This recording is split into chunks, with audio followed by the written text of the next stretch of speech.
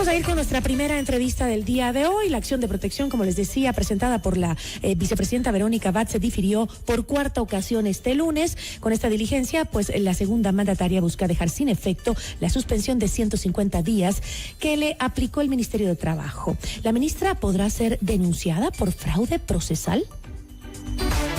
Nuestra entrevista de hoy en Notimundo a la Carta. Está con nosotros a esta hora Ivonne Núñez, ministra de Trabajo. Ministra, ¿cómo está? Muy buenas tardes. Gracias por acompañarnos. Muy buenas tardes y gracias a usted por esta cordial invitación para poder conversar. Ministra, la jueza Nubia Vera dispuso que se desmaterialice los archivos de la primera acción de protección que fue elevada a la Corte Constitucional. La diligencia se retomará el próximo miércoles 18 de diciembre. Ese día, pues, se terminará el trámite de la acción de protección presentada por Abad. La abogada de la vicepresidenta, Dominique Dávila, sostiene que se trata de una documentación necesaria para llevar adelante este proceso. Ministra, ¿el Ministerio de Trabajo ha presentado la información necesaria para respaldar este sumario administrativo? Cuando yo comparecí en razón de que he sido demandada por segunda ocasión por la legitimada activa, yo acompañé documentación que acredita en primer lugar quién soy, la copia de la cédula, el decreto presidencial, una información también relacionada a sentencias de la Corte Constitucional para demostrar cómo se aplica el test de proporcionalidad cuando las normas no son claras y también cómo se aplica el test de proporcionalidad con fórmulas matemáticas. Y también allí agregué todo el expediente del sumario administrativo íntegro, primera y segunda instancia que se ha sustanciado en este Ministerio del Trabajo. Esa es la documentación que yo acompañé porque a mí la ley así me lo exige. Cuando una persona comparece en un proceso, tiene que decir en razón de qué comparece y cuáles son los fundamentos de sus intervenciones. Esta es la documentación que yo he acompañado. El Ministerio de Trabajo no ha solicitado diferimiento alguno. Quienes vienen realizando estos incidentes son quienes han presentado esta segunda acción de protección contra los mismos demandados, Procurador General del Estado, la señora sustanciadora y esta ministra de Trabajo, y se refieren a los mismos hechos. Ahora, ministra, tras la suspensión de la audiencia este lunes, la vicepresidenta Verónica Abad la acusó a usted de un supuesto fraude procesal y también de perjurio. Dijo, no existe el origen de lo que se me acusa, peor de los 150 días de suspensión. Eso fue lo que dijo Abad ante los medios de comunicación. La vicepresidenta pues anunció que analizará acciones penales contra usted por estas supuestas difamaciones, dijo. ¿Cómo se va a defender de una posible denuncia de fraude procesal? Mire, como lo vengo haciendo en el transcurso de toda mi vida. Yo no es la primera vez que me toca confrontar la mentira con la verdad. Y lo más hermoso es cuando triunfa la verdad. Mi formación es en ciencias jurídicas. Yo soy abogada. Ejercí mi profesión por 16 años. Yo soy una mujer que dentro de poco tiempo va a cumplir 60 años. Ejercí la magistratura durante 10 años y hoy me encuentro con servicios prestados a petición del señor presidente Daniel Noboa Sin como ministra de Trabajo. Y le quiero comentar algo. ¿Sabe cuántas acciones de protección tengo en mi contra como ministra de Trabajo? Más de 175. Y aquí estoy. El otro día salió por ahí una decisión de un visto bueno donde me acusaron hasta de tráfico de influencias.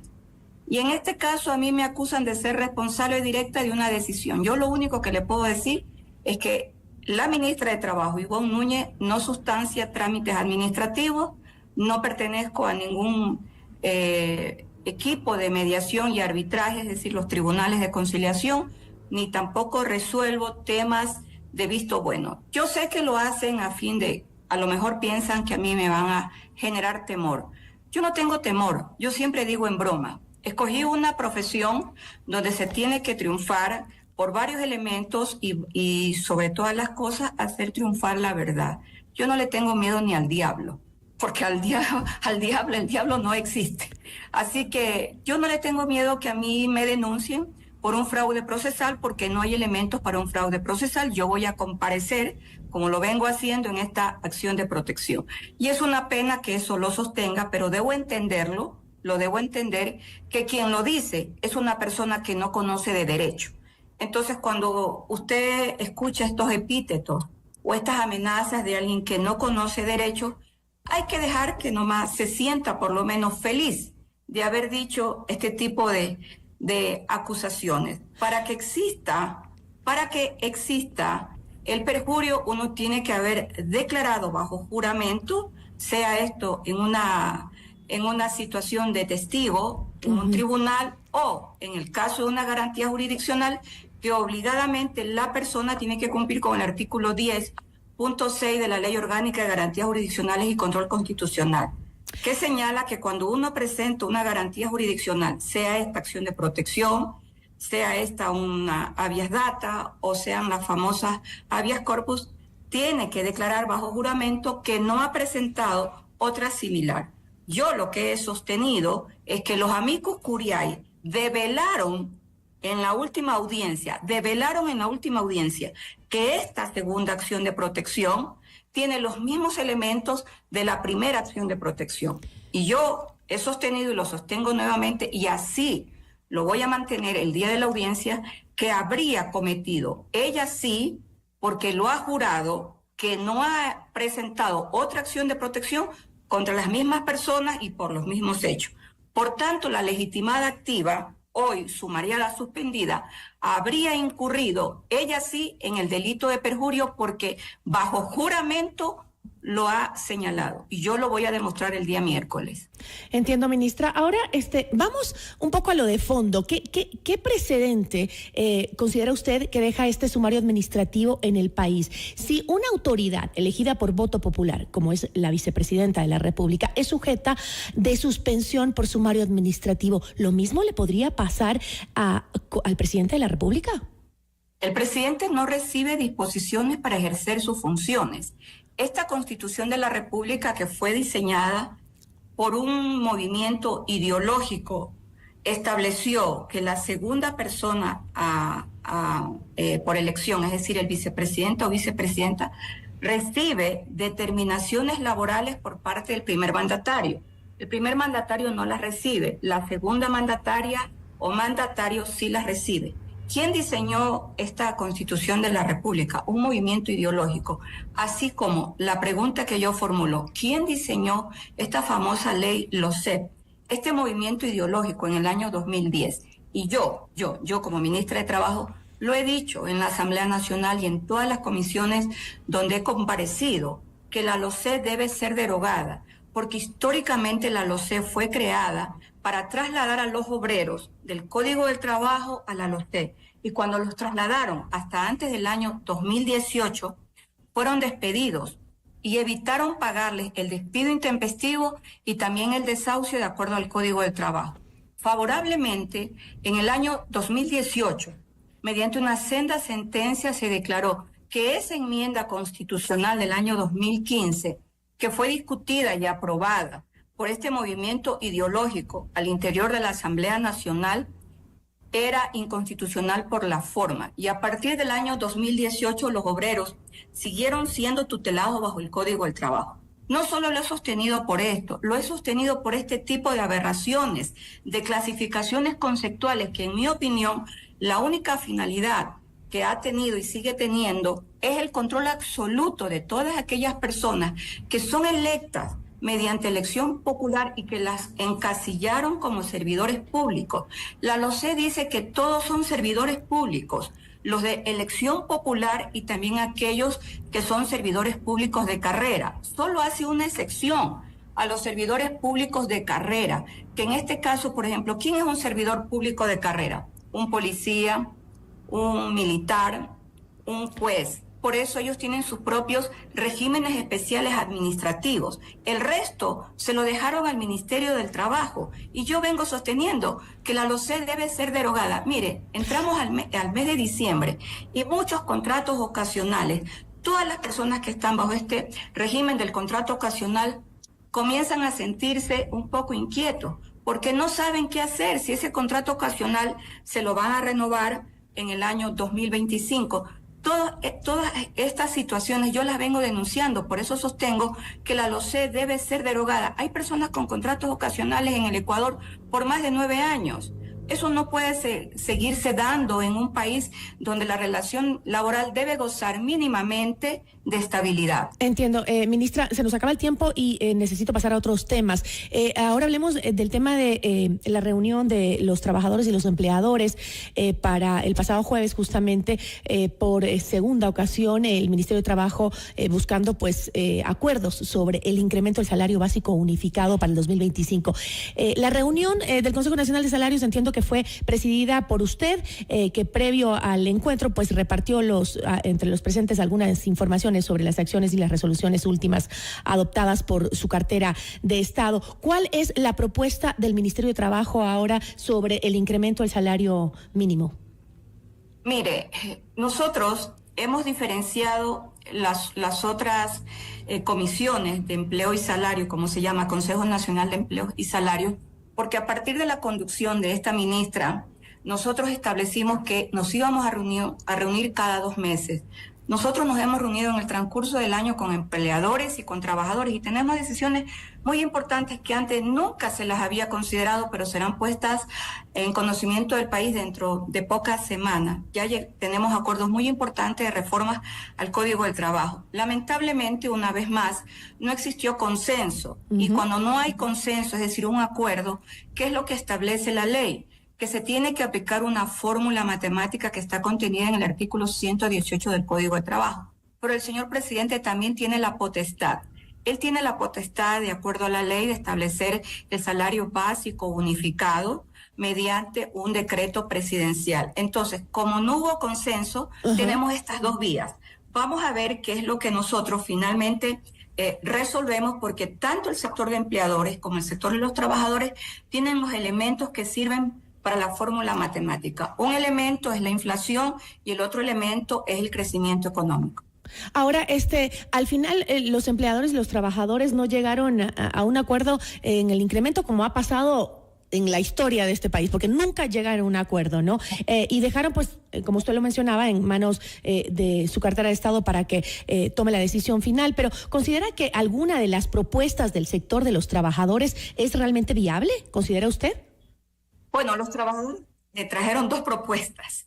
Una que fue similar a la del año pasado, $102, y otro sector de los mismos trabajadores, entre esos el sector de los trabajadores del sector público, plantearon $25. El sector de los empleadores no plantearon ningún valor. Ellos plantearon exclusivamente que como no hay consenso, tiene que aplicarse la fórmula matemática. Y cuando expresó el valor de la fórmula matemática, uno de los delegados de los empleadores, yo le expresé que el cálculo estaba errado.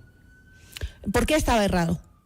Porque él habló de $4 y no da $4. ¿Cuánto da? Superior a los $6 si se toma en cuenta el nivel de la inflación. Da $8.88. ¿Y ese será el aumento si es que les toca? No. O sea, No.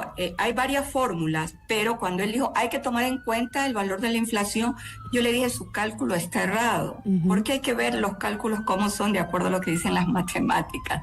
Pero en todo caso, en medio del diálogo y de la cordialidad y del aplauso que yo solicité para los 2 sectores, concluyó esta reunión. Pero esta discusión, ministra, siempre se da cada año con la misma exacta polémica, cuando en realidad más del 54% de los trabajadores se encuentran en la informalidad. ¿Cuántas personas se benefician en realidad del salario mínimo, de ese salario que tanta polémica genera? Me gusta su pregunta, porque no solo es fijar el salario base, que es el salario básico unificado, sino que también mejora indudablemente la tabla sectorial, donde los valores superan los $600. Y a veces no se habla de la tabla sectorial y solo nos ceñimos al tema del salario básico unificado. Pero los incrementos se tienen que dar tanto en la tabla sectorial como en el salario básico unificado, que es el salario básico que se tiene que pactar siempre con el primer contrato de trabajo. Pero ¿qué se ha hecho para intentar justamente regular el empleo formal, que es casi la mitad de los ecuatorianos, que es incluso mayoritario, no es más es la mitad, es mayoritario en el Ecuador? ¿Qué se ha hecho por llevarlo al sector formal? Bueno, nosotros hemos implementado 2 leyes que son de mucha importancia para el país. Una, la Ley de Economía Violeta. Tenemos ya más de 1.300 empresas que han registrado los planes de igualdad, que significa que a partir de la vigencia de la Ley Violeta, esto es febrero del año 2023, que justamente nuestro presidente Daniel Noboa Asín en ese momento presidía la comisión dentro de la Asamblea Nacional. Esta comisión llevó al Pleno para que esta ley se pusiera en vigencia, que incentiva el incremento de las mujeres al sector productivo con incentivos tributarios. Pues ya tenemos nosotros este número de empresas que han registrado los planes de igualdad. Esto significa que más mujeres han ingresado al mundo del trabajo. Esta es una ley muy puntual. Y la son las que más están en la informalidad. De los jóvenes comprendidos entre los 18 y 29 años de edad, que se aprobó en diciembre del año 2023. Nosotros tenemos ya registrados formalmente ante el Ministerio de Trabajo más de 264,000 contratos de trabajo para nuestros jóvenes. Por eso yo le planteé al sector de los empleadores que en el año 2025 vamos a verificar todos los resultados positivos de estos incentivos tributarios, porque van a pagar menos tributos ante el sistema de rentas internas.